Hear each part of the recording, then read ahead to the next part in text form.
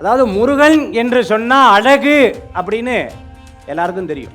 முருகன் என்றால் வீரம். சத்யோஜாத முகம் அப்படிங்கிறது அவருடைய முதலாம் முகம். சத்யோஜாதம்னா அவர்கிட்ட சத்தியம் இருந்தாதான் இருக்க முடியும்.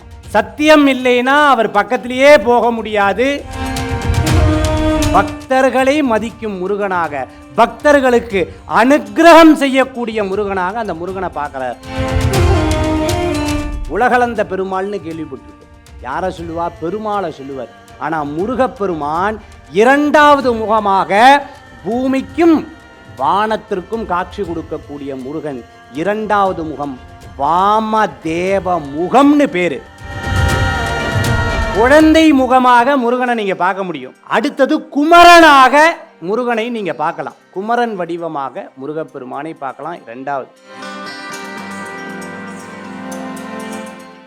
முருகா எனும் இந்த திருவருள் பெருவிழாவின் title sponsor Kollam Namboothiri products, சாட்சாச்சரம் தீபம். Co sponsor Virali herbal hospital and research centre, Mantralayam divine world. Gift sponsor Skanda spiritual tourism. வீரம் என்பது வாளில் அல்ல, வீரம் என்பது உள்ளத்தின் ஆழத்தில் உள்ளது. உள்ளத்தின் ஆழத்தில் அச்சம் எதுவென அறியாத மனதில் பிறக்கும் மொழியே முருகன். வரம் தரும் வல்லமை, சிரிப்பில் தெரியும் சமநிலை, வேலில் மறைந்திருக்கும் ஞானத்தின் விளைவு, அதுவே வீரத்தின் விளக்கம். அழிவை அடக்கி அறிவை எழுப்பி அன்பை ஆட்சி செய்பவர் முருகன். முருகனுக்கு அரோகரா என முழங்கும் போது பயமொழியும், பாவம் நீங்கும், பரவி நிறையும் அருள். முருகன் என்பது வெறும் தெய்வம் அல்ல, மனிதனுக்குள் மறைந்து கிடக்கும் வீரத்தின் வெளிப்பாடு. வீரம், அறிவு, அருள் மூன்றும் ஒன்றாக சங்கமிக்கும் அந்த தெய்வீக வடிவத்தை நம் உள்ளத்தால் உணர்ந்து பேரானந்தமடைய முருகா எனும் வீரத்தின் தெய்வம் எனும் தலைப்பில் வீர முழக்கமிட அடுத்து ரெட்ரோ ஆன்மீகம் அன்புடன் அழைப்பது ஜோதிட கலாரத்னா ஸ்ரீ மகேஷ் ஐயர் அவர்களை. முருகனே செந்தில் முதல்வனே மாயோன் மருகனே ஈசன் திருமகனே உருகை முகன் தம்பியே நின்றுடைய தண்டை கால் எப்பொழுதும் நம்பியே கைதொழுவே நான். வேல் வேல் வேல் வேல் முருகா, வெற்றிவேல் முருகனுக்கு அரோகரா. பேரன்பு கொண்ட அனைவருக்கும் முருகப்பெருமானுடைய பெருமைகளை பற்றி பேச கேட்க இன்றைய தினம். எப்பவும் ஒரு நிகழ்ச்சி நடக்கிறதுனா அந்த நிகழ்ச்சி காலையில் நடக்கும், சாயந்தரம் நடக்கும். அப்படி இந்த நிகழ்ச்சியை மாலை வணக்கம்னு சொல்லலாம், காலை வணக்கம்னு சொல்லலாம். ஆனால் மத்தியானத்துலேருந்து சாயந்தரம் வரைக்கும் இந்த நிகழ்ச்சி ரொம்ப அழகாக கேட்டுட்டே இருக்கோம். முருகப்பெருமானுடைய திரு அனுக்கிரகத்தை பற்றி ரொம்ப அற்புதமான ரெட்ரோ ஆன்மீகம் இந்த நிகழ்ச்சியை ஏற்பாடு பண்ணியிருக்கார். ரெட்ரோ அப்படிங்கிறது என்னன்னு பார்த்தேன். பழையவற்றை அந்த பழமையான இடத்திற்கு நம்மளை கொண்டு சேர்ப்பது, அதை புதுமையாக கொண்டு கொடுப்பது அப்படின்னு சொல்லப்பட்டிருக்கு. ஆன்மீகம் அம்மா சொல்லும் பொழுது ரொம்ப அழகாக சொன்னீங்க. பாருங்கள், எல்லா சேனலுக்கு பின்னாடி இப்போ ஆன்மீகம்னு வர ஆரம்பிச்சுடுத்துன்னு பிரமாதமாக சொன்னாங்க. இப்போ அந்த ஆன்மீகம் எல்லாருக்கும் எல்லா மனதிலும் இருக்கிறது. நிறையா பேர் பேசினாங்க, ரொம்ப அற்புதமாக பேசினாங்க. திருவாதரூரர் அண்ணாவர் முருகப்பெருமானை பற்றி ரொம்ப சிறப்பாக சொன்னார். முருகப்பெருமான் சத்யோஜாத முகம்னு பேர். இன்னைக்கு நான் பேச வந்திருக்கிறது முருகப்பெருமானும் அவருடைய வீரத்தை பற்றி. அதாவது முருகன் என்று சொன்னா அழகு அப்படின்னு எல்லாருக்கும் தெரியும். முருகன் என்றால் வீரம் அப்படின்னும் நமக்கு தெரிஞ்சுக்கணும். முருகப்பெருமானுக்கு 6 முகங்கள். சத்யோஜாத முகம் அப்படிங்கிறது அவருடைய முதலாம் முகம். சத்யோஜாதம்னா அவர்கிட்ட சத்தியம் இருந்தாதான் இருக்க முடியுமா. சத்தியம் இல்லைன்னா அவர் பக்கத்திலேயே போக முடியாது. சத்தியம் அந்த இடத்துல இருந்தாதான் அந்த முகம் அவங்களுக்கு தெரியும். முதல் முகம் சத்யோஜாத முகம். அடுத்தது இரண்டாவது முகம். இந்த முகங்களை பற்றி நம்ம சொல்லணும்னா முருகப்பெருமானுடைய கதையை பற்றி சொன்னாதான் நமக்கு தெரியும். நம்ம நினச்சிட்டு இருக்கோம் முருகப்பெருமானுக்கு 6 முகங்கள் இருக்கு. ஆனால் முருகனுடைய 6 முகங்கள் தோன்றுவதற்கு முன்னாடி சிவபெருமான் அதோ முகத்தை காண்பிச்சாராம். ஏன்னா சூரபத்மன் பல லட்ச வருடங்களாக தபஸ் இருக்கிறார். சாதாரணது கிடையாது. பல லட்ச வருடங்களாக தபஸ் இருக்கிறார். அந்த இடத்துல எல்லா தேவாதி தேவர்கள்லாம் வரா. ஃபஸ்ட்டு மன்மத அனுப்புகிறா. ஏற்கனவே நான் பட்டது அகவத்தை பத்தாதா, என்னை போட்டு எரிச்சு விட்டார், இனி பக்கத்துலேயே நான் போக மாட்டேங்கிறார். இல்லை நீ தான் போகணும், போக மாட்டேன். இல்லை நீ தான் போகணும், போக மாட்டேன், எனக்கு தைரியம் இல்லை. ஏன்னா அந்த இடத்துல நந்தி உட்காந்துட்டு இருக்கார், என்ன சுட்டு புசிக்கிறவர், நான் போகவே மாட்டேன், ஏற்கனவே பட்ட அவதி போதுங்கிறார். உடனே யார் அனுப்புறதுன்னு தேவர்கள் எல்லாரும் சேர்ந்து போய் அங்கே வேண்டா, நாங்கள் பட்ட அவதிகள் போதும், எங்களுக்கு ஏதேனும் ஒரு வரத்தை தாங்கோ, யாரோ ஒருத்தர் வரணும், இந்த அசுரர்களை வதம் பண்ணணும் அப்படின்னு சொல்லும் பொழுது முருகப்பெருமானை நெற்றி கண்பொறியிலிருந்து முருகப்பெருமான் தோன்றார். அப்படி நெற்றி கண்பொறியிலேருந்து தோடும்போது அனல் பறக்க காத்து, பெருமானே நாங்கள் உங்ககிட்ட என்ன கேட்டோம், ஆனால் இங்கே அனல் பொறுக எல்லாரும் பொசுங்கிடுவாங்களாட்டிருக்கே, நீங்கள் தான் அனுக்கிரகம் பண்ணணும், இந்த அனலை முதல்ல நீங்கள் அணைக்கணும் அப்படின்னு சொன்னோன்னா அந்த அனல் நிற்கிறது 6 பொறிகளாக வருது. இந்த 6 குழந்தை, ஒரு குழந்தை பார்த்தீங்கன்னா தவழ்கிறது, ஒரு குழந்தை உருள்றது, ஒரு குழந்தை எந்திரிச்சு ஆடுறது, ஒரு குழந்தை பக்கத்துலலாம் சமத்தா தூங்கின்னு இருக்கு. ஒன்று சேர்க்க முடியல. சக்தி பார்வதியாகப்பட்டவள் வரார், 5ஐயும் ஒன்றா சேர்க்கிறா, அந்த 6ஐயும் ஒன்றா சேர்க்கிறா. 6 முகங்களாக முருகப்பெருமான் காட்சி அளிக்கிறார். அப்படி அந்த 6 முகமாக காட்சி அளிக்கிறதுக்கு முன்னாடி தேவர்கள் கேட்குற, இந்த குழந்தை சூரரை வதம் பண்ணுமா அப்படின்னு சொன்னோன்னா 6வது 5 முகங்கள் தோன்றி 6வது முகம் தோன்றார். சிவனுக்கு முதல் தடவை 6வது முகம் தோன்றது, அதோ முகம் அப்படிங்கிற முகம் தோன்றது. அப்போ முருகப்பெருமான் வரார். முருகப்பெருமான் குழந்தையா இருக்கார். சூரபத்மன் ரொம்ப விளையாட்டுத்தனமாக, இந்த குழந்தைய போய் என்னை கொல்றதுக்கு அனுப்பியிருக்கியே, குழந்தை என்னை கொல்லுமா அப்படின்னு கேட்குறார். கொஞ்சம் முருகன் மட்டும்தான் ரொம்ப விசேஷமாக நீங்கள் கடவுளில் வித்தியாசமாக பார்க்கலாம். முருகரையும் பார்க்கலாம், கிருஷ்ணரையும் பார்க்கலாம். குழந்தை முகமாக முருகனை நீங்கள் பார்க்க முடியும், குழந்தை வடிவில் இருக்கக்கூடிய முருகன். அடுத்தது குமரனாக முருகனை நீங்கள் பார்க்கலாம், குமரன் வடிவமாக முருகப்பெருமானை பார்க்கலாம். 2வது. அடுத்தது பார்த்தீங்கன்னா சூரனை வதம் பண்ணுற மாதிரி ஒரு வேலோடு இருக்கக்கூடிய அந்த கம்பீரமான முகத்தையும் நீங்கள் பார்க்கலாம். ஒரு மனுஷனுக்கு எத்தனை முகம் இருக்குது, வீட்டில் கோவப்படுவான், சந்தோஷப்படுவான், சிரிச்சுன்னு இருப்பான், எல்லா முகத்தையும் முருகர் கூட பார்க்கலாம் நீங்கள். அடுத்தது வள்ளி தெய்வானையோட முருகன் நீங்கள் பார்க்கலாம். இன்னொரு முருகன் நீங்கள் பார்க்கறது ரொம்ப விசேஷம், வரும் பக்தர்களை வணங்கும் முருகனாக, கையெடுத்து கும்பிடக்கூடிய முருகனாக நீங்கள் பார்க்க முடியும். பக்த ஆஞ்சநேயர்னு ஆஞ்சநேயரை நீங்கள் பார்க்கலாம். அடுத்தது வரக்கூடிய மக்களை வணங்கக்கூடிய முகன், இப்படி கை வச்சுட்டு இருக்கக்கூடிய அந்த முருகனை நீங்கள் பார்க்க முடியும். அதுவும் எந்த முருகன்? குழந்தை ரூபமாக இருக்கக்கூடிய அந்த முருகனை நீங்கள் பார்க்க முடியும். பக்தர்களை மதிக்கும் முருகனாக, பக்தர்களுக்கு அனுக்கிரகம் செய்யக்கூடிய முருகனாக அந்த முருகனை பார்க்குறார். அப்போ பக்தர்களுக்கு அனுக்கிரகம் செய்யும் பொழுது 4 லட்சம் வருஷம் தபம் இருந்திருக்கார். இந்த சூரனை அவர் மதிப்பாரா மாட்டாரா? கண்டிப்பாக மதிப்பார் இல்லையா? அப்போ என்ன பண்ணுறார் முருகப்பெருமான்? இப்படி போகிறார். எப்பவுமே அந்த காலத்தில் யுத்த தர்மம் அப்படின்னு இருந்தது.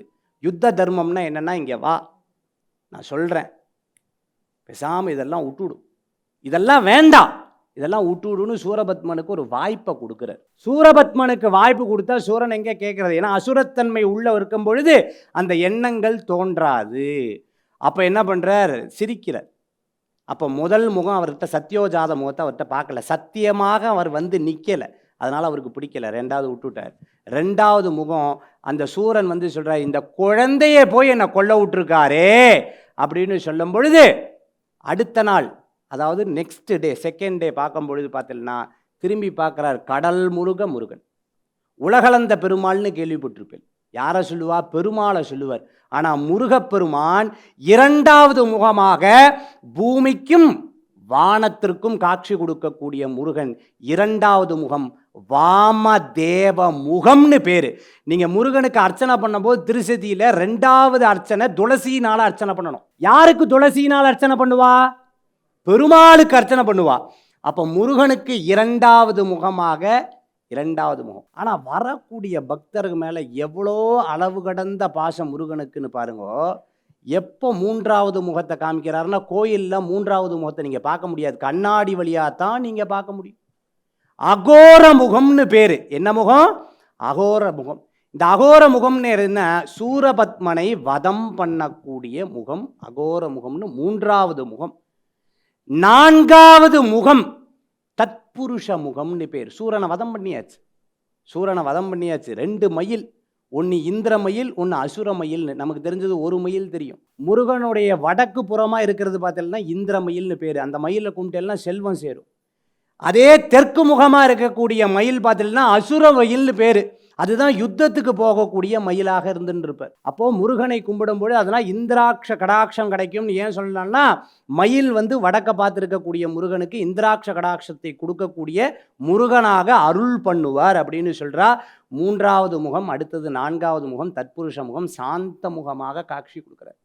அடுத்தது எப்போவுமே அப்பனுக்கு தப்பாத பிள்ளைன்னு சொல்லுவாள். காலாட்டும் போது அதே மாதிரி இருக்க, தூங்கும் போதும் அதே மாதிரி இருக்க, பார்த்தா அவங்க அப்பாவை மாதிரியே இருக்கே அப்படின்னு சொல்லக்கூடிய முகம்தான் 5வது முகம், ஈசான்ய முகம்னு பேர்.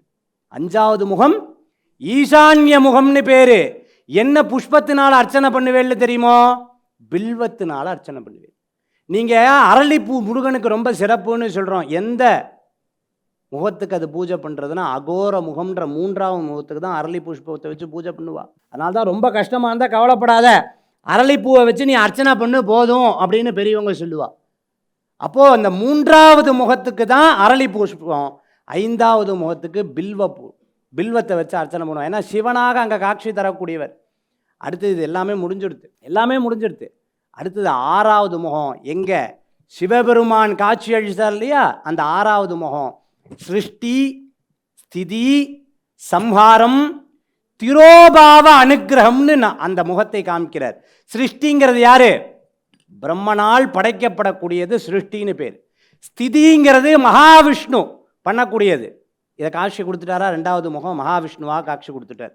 அடுத்தது திரோபாகம், நம்மளுக்கெல்லாம் கஷ்டம் கொடுக்குறார். முருகன் ரொம்ப துன்பத்தை கொடுக்குறாரு. முருகா ஏன் எனக்கு இந்த கஷ்டத்தை கொடுக்குறேன்னு அழுதுன்னு இருப்போம். அந்த கஷ்டத்தை கொடுத்து திரோபாவ அனுக்கிரகம், இங்கே வான்னு கையை பிடிச்சி அனுக்கிரகம் பண்ணக்கூடிய முகம்தான் அதோ முகம்னு பேர். இதுதான் வரம் தரக்கூடிய முகம்னு சொல்லுவாங்க. இதுதான் வரம் தரக்கூடிய முகம். முருகனுக்கு 12 கை இருக்குது. எத்தனை கை? 12 கைகள். நமக்கு 2 கை இருக்குது. அவர் இந்தா பிடிச்சிக்கோ, இதை பிடிச்சிக்கோ, அதை பிடிச்சிக்கோ, நம்ம எதை வாங்குறதுன்னு தெரியல. இதை கேட்கும்போது அது ஆசையாக இருக்குது, அதை கேட்கும்போது இது ஆசையாக இருக்குது. இப்படி மாறி மாறி மாறி மாறி கேட்டுன்னு இருக்கோம். ஏன்னா நம்ம சப்ஜெக்ட்லேருந்து மாறப்படாது. வீரன் என்று சொல்கிறதுக்கு முருகன் தான் காரணம். அதான் 3வது முகம் அப்படின்னு சொன்னேன். நம்ம எல்லாத்துக்கும் கோபம் வரும், நம்ம நினச்சின்னு இருக்கோம் வீரம் ஜாஸ்தின்னு. ஆனால் முருகனுக்கு கோபமே வராது. அண்ணா ரொம்ப அழகாக சொன்னார், அவருக்கு கோபம் வராதுன்னு சொன்னார். எந்த வகையில் கோபம் வராது? அதனால தான் பக்தர்களுக்கு 3வது முகம் காமிக்கிறது இல்லைன்னு ஒரு வார்த்தை சொன்னேன் இல்லையா. திருத்தணி முருகன் கோயிலுக்கு ஒருத்தர் போகிறார். ஒருத்தர் போய், முருகா 10ஆம் கிளாஸ் பரீட்சை, நீ தான் அனுக்கிரகம் பண்ணணும், என்னை காப்பாற்றணும், 10ஆம் கிளாஸில் நான் பாஸ் பண்ணணும், எங்கள் அம்மா அப்பா என்னை நம்பின்னு இருக்கா, எங்கள் அப்பா முதுகு மேலே அடித்து நீ டேபிள் துடைக்கிறதுக்கு தான் ஆய்க்கணும்னு சொல்கிற, நீ தான் அனுக்கிரகம் பண்ண முருகான்னு திருத்தணியில் போய் வேண்டிக்கிறார். முருகப்பெருமான் அனுக்கிரகம் பண்ணுறார். அப்படியே ஆகட்டும், நீ 10ஆம் கிளாஸில் பாஸ் அப்படின்றார். முருகன்கிட்ட ஜாலியாக அவர் வர்றார். 10ஆம் கிளாஸில் பாஸ் பண்ணிவிட்டார். 11 முடிஞ்சது, 12ஆம் கிளாஸுக்கு போகிறார். முருகா உங்ககிட்ட 10ஆம் கிளாஸுக்கு வந்தேன், அனுக்கிரகம் பண்ணியா? நான் தான் ஜெயித்தேன். இப்போ 12ஆம் கிளாஸுக்கு வந்திருக்கேன், நீ தான் அனுக்கிரகம் பண்ண முருகா அப்படின்னு முருகன்கிட்ட வேண்டுறார். முருகப்பெருமான் அப்படியே ஆகட்டுங்கிறார். 12ஆம் கிளாஸும் பாஸ், 12th பாஸ். 2வது தடவை வந்துட்டு 3வது தடவை போகிறார். முருகா 10ஆம் கிளாஸுக்கு வந்தேன், அடுத்தது 12ஆம் கிளாஸுக்கு வந்திருந்தேன். இப்போ பேங்க்கில் ஒரு எக்ஸாம், ரிசர்வ் பேங்க்கில், இது மட்டும் நீ அனுக்கிரகம் கொடுத்து விட்டேன்னா அடாடாடாடாடா நல்ல சம்பளம் நான் வாங்கிடுவேன் முருகா அப்படிங்கிறார். முருகன் அப்படியே ஆகட்டும்ங்கிறார். அவர் பேங்க்கில் பாஸ் ஆகிறார். அவருக்கு அருமையான வாய்ப்பு கிடைக்குது. நார்த் இந்தியாவில் போய் விட்டுட்டா. கொஞ்ச நாள் வரவே இல்லை. கொஞ்ச நாள் கழிச்சு முருகா 10ஆம் கிளாஸில் வந்தேன், 12ஆம் கிளாஸில் வந்தேன், பேங்க் எக்ஸாம்லேயும் வந்தேன், 3ஐயும் நீ தான் பாஸ் பண்ணி விட்டுட்ட. இப்போது எனக்கு இங்கே வேலை கொடுத்துருந்தா பரவாயில்ல, கொண்டு போய் போட்டேன் நார்த் இந்தியாவில், நான் என்ன தான் பண்ணுவேன் எனக்கு தெரியல. அது ஹோட்டல் சாப்பாடு வேறையா, வயிறு சரியில்லை. அதனால் எனக்கு என்ன பண்ண முருகா, அதனால் ஒரு நல்ல பொண்ணாக அழகான பொண்ணாக நீ தான் பார்த்து அனுக்கிரகம் பண்ணணும் அப்படின்னார். முருகர் சொல்கிறார் அப்படியே ஆகட்டும்னு சொன்னார். அப்படியே ஆகட்டும்னு சொன்னால் கல்யாணம் ஆச்சு. திருத்தணியிலேயே கல்யாணம் ஆகிறது. 2 பேரும் சேர்ந்து முருகர்கிட்ட போய் நிற்கிறா. முருகா முருகா முருகா கல்யாணம் ஆகிடுத்துங்கிறார். அடுத்து ஒரு 6 மாதம் 7 மாதம் கழித்து வரார். முருகா 10ஆம் கிளாஸ் பாஸ், 12ஆம் கிளாஸும் பாஸு, அடுத்து பேங்க்கும் பாஸ் பண்ணி விட்டுட்டேன், கல்யாணம் பொண்ணாக கேட்டேன், கொடுத்துட்டேன், அருமையாக கொடுத்துட்டேன். அடுத்தது நீ தான் என்ன கேட்பார்? குழந்தை. முருகா அப்படின்னு கேட்குறார். முருகனே வந்து பிறக்கிறார். அவருக்கு விசாகன்னு பேரையும் வச்சுவிட்டார். அப்போது நம்மக்கிட்ட ஒருத்தர் வந்து 4 தடவை தானம் கேட்டோம்னா என்ன சொல்லுவார்? இவனுக்கு இதே வேலை தான், இதே வேலை தான், எப்போ பார்த்தாலும் முதல்ல நான் இல்லைன்னு சொல்லிடுன்னு பிஏட்ட சொல்லி விட்டுருவோம். ஆனால் முருகப்பெருமான் அப்படி கிடையாது. அவர் கருணாகர மூர்த்தி. 4 தடவை கேட்க வந்தோம்னா நமக்கு கோபம் வந்துவிடும். இவர் எங்கள் வீட்டுக்காரர் ரொம்ப கோபமானவர், என் பையனுக்கு பயங்கர கோபம், இதெல்லாம் நம்ம சொல்லிகிட்டு இருக்கோம். ஆனால் கோபம் வீரத்துக்கு அடிப்படை யாருன்னா இறைவன் மட்டும்தான். முருகன்கிட்ட மட்டும்தான் நீங்கள் கற்றுக்க முடியும் எங்கே கோபத்தை காமிக்கணும், எங்கே காமிக்கப்படாதுங்கிறத ரொம்ப அழகாக காண்பிக்கிறார். சூரரை வதம் பண்ணக்கூடிய 3வது அகோர முகம்னு வரும்போது தான் முருகன் கோபமாக இருக்கிறதை நீங்கள் பார்க்க முடியும், வீரமாக இருக்கிறதை பார்க்க முடியும். மற்ற எந்த இடத்துலையும் முருகன் சாந்த முகமாக இருக்கிறத நீங்கள் பார்க்க முடிகிறது. அதனால தான் அழகென்ற சொல்லுக்கு முருகா அப்படின்னு சொல்லக்கூடியது. அந்த முருகனுடைய முகத்தை பார்த்தேன்னா அவ்வளோ.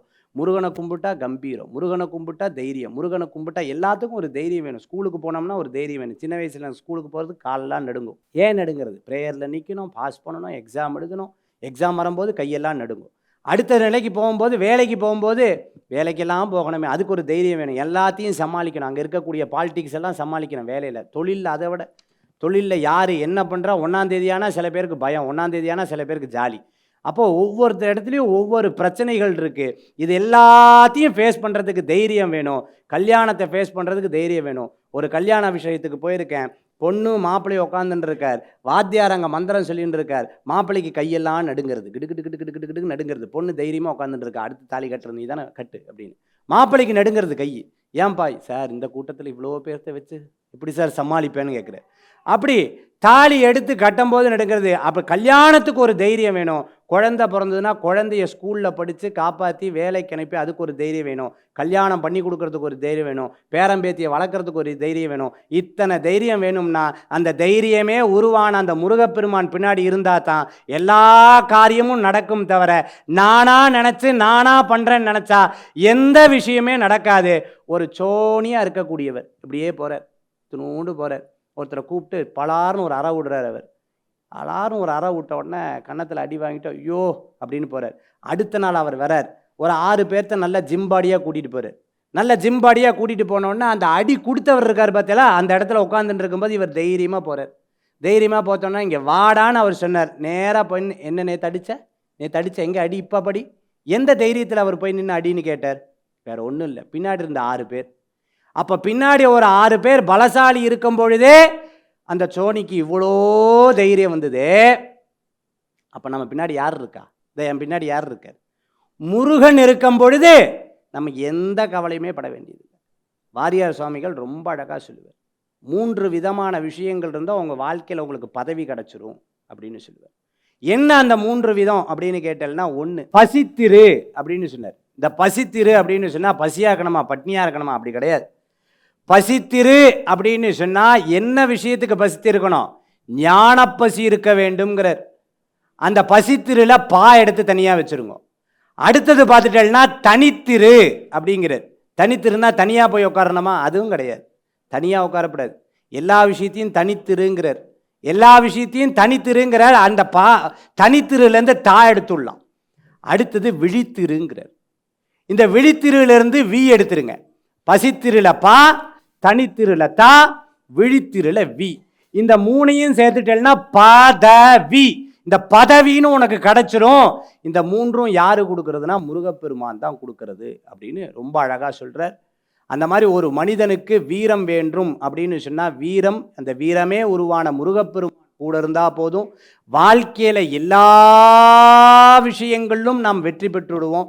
வாழ்க்கையில் அத்தனை விஷயத்திலும் நம்ம பசித்திருந்து தனித்திருந்து விழித்திருந்து பதவிங்கிற தன்மையும் நமக்கு கிடைக்குங்கிறதுல சந்தேகமே கிடையாது. நாம் எல்லாம் நினச்சிட்டு இருக்கோம், கந்த சஷ்டி கவசத்தில் வருது ரரரா ரரரா ரரரா ரரரா ரிரிரி ரிரிரி ரிரிரி ரிரிரி. இதுக்கு அர்த்தம் ஏதாவது யாருக்காவது தெரியுமா? தெரியாது. இதுக்கு என்ன அர்த்தம்னா யுத்தப்பறைன்னு சொல்லுவாங்க. யுத்தப்பறைனா அந்த காலத்தில் பார்த்துட்டேன்னா இந்த ஏதாவது இது தூக்கும் பொழுது தூக் தூக் தூக் தூக் அப்படின்னு சொல்லுவாங்க. பின்னாடிலேருந்து எல்லாரும் சொல்லி ஒரு ஊக்குவிப்பாங்க. நீங்கள் சூரனை வதம் பண்ணும் பொழுது முருகப்பெருமானுக்கு அந்த ஊக்குவிக்கக்கூடிய தன்மையாக இந்த யுத்தப்பறைகள் அந்த கந்த சஷ்டி கவசத்தில் ரரரா ரரரா ரரரா ரரரா ரிரிரி ரிரிரி ரிரிரி ரிரிரி டுடு டுடு டுடு டுடுன்னு அந்த மந்திரத்தில் யுத்தப்பறைன்னு ரொம்ப அழகாக கொடுக்கப்பட்டிருக்கு. அதுதான் நம்ம கந்த சஷ்டி கவசத்துலேயும் நம்ம பார்க்குறோம். அப்போ கந்த சஷ்டி கவசத்தில் இந்த யுத்தப்பறையை நம்ம வாசிக்கும் பொழுது நமக்குள்ளே என்ன வர்றது? வீரம் அப்படிங்கிறது வருது. வீரமே உருவான முருகப்பெருமான் கண்முன் தோன்றார். அவர் வேலை பார்த்தா போதும், வேலுண்டு வினையில்லை, மயிலுண்டு பயமில்லை, குகனுண்டு குறைவில்லை, ஸ்கந்தனுண்டு கவலையே இல்லை மனமேன்னு சொல்லி இந்த நிகழ்ச்சியினை ஏற்பாடு செய்த ரெட்ரோ ஆன்மீகம் அவர்களுக்கும், மேலும் இந்த நிகழ்ச்சிக்கு அற்புதமாக அழைத்த ஜோதிடர் திரு வித்யா கார்த்தி அவர்களுக்கும், எனக்கு முன்பாக பேசின ஜீவிதா அவர்களுக்கும், மயிலை கற்பகவல்லி அவர்களுக்கும், திரு செந்தில் அவர்களுக்கும், வடிவக்கரசி அம்மா அவர்களுக்கும் மற்றும் இங்கே இருக்கக்கூடிய அனைவருக்கும் என்னுடைய நன்றியினை சமர்ப்பித்து கொண்டு, இந்த நிகழ்ச்சியில் முருகப்பெருமானை பற்றி பேசுகிறதுக்கு ஒரு பெரிய அனுக்கிரகம் நமக்கு வேணும். அந்த அனுக்கிரகத்தை இறைவன் நமக்கு கொடுத்துருக்கார். அதுவே ஒரு பெரிய வரப்பிரசாதம். ஆறிரு தடந்தோள் வாழ்க, ஆறுமுகம் வாழ்க, வெப்பை கூறு செய் தனிவேல் வாழ்க, குக்குடம் வாழ்க, செவ்வேல் ஏறிய மன்னி வாழ்க, ஆனைதனங்கு வாழ்க, மாறிலா வள்ளி வாழ்க, வாழ்க சீர் அடியார்லாம் வந்தவினையும் வருகின்ற வல்வினையும் கந்தன் என்று சொல்லக் கலங்கிடுமே செந்தில் நகர் சேவகா என்று திருநீறு அணிபோர்க்கு மேவ வராதேவினை வேல் வேல் வேல் வேல் வேல் வேல் வேல் முருகா, வெற்றிவேல் முருகனுக்கு கரகரோகரா. நன்றி.